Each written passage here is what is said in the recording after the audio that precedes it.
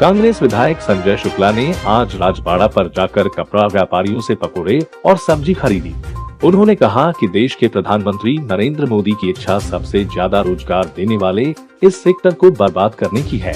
केंद्र सरकार के द्वारा 1 जनवरी से कपड़े और रेडीमेड गारमेंट पर जीएसटी की दर को 5% से बढ़ाकर 12% करने का फैसला लिया गया है।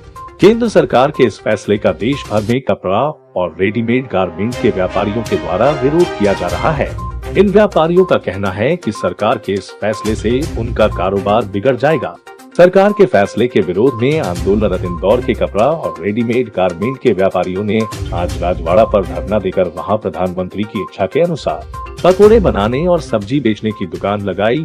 कांग्रेस विधायक संजय शुक्ला कपड़ा व्यापारियों की दुकान पर पहुंचे। वहां जाकर उन्होंने इस बात पर दुख जताया कि जो व्यापारी कपड़ा बेचकर कई लोगों को रोजगार दे रहे थे, वे अब प्रधानमंत्री की सलाह के अनुसार पकोड़े बना रहे हैं। भारत सरकार का ध्यान आकर्षित कराना हमारा उद्देश्य है।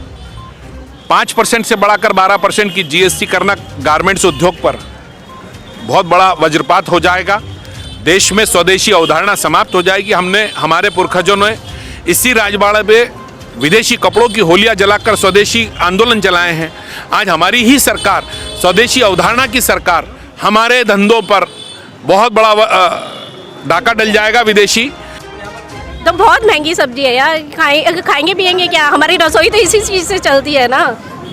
हम लोग कैसे अपनी रसोई का किचन कैसे बना पाएंगे? ये लोग कपड़ा व्यापारी सब्जी बेच रहे हैं, आपको कैसा लग रहा है? ये तो बहुत दुख की बात है।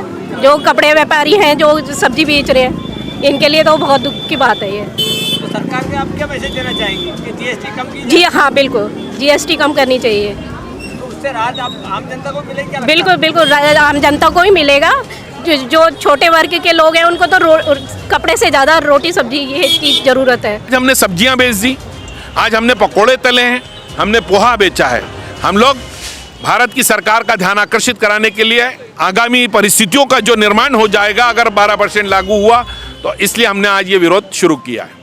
सरकार को हमारा सीधा संदेश है, केंद्रीय समिति हमारा जैसा निर्देश दे रही, जन आंदोलन खड़ा होगा।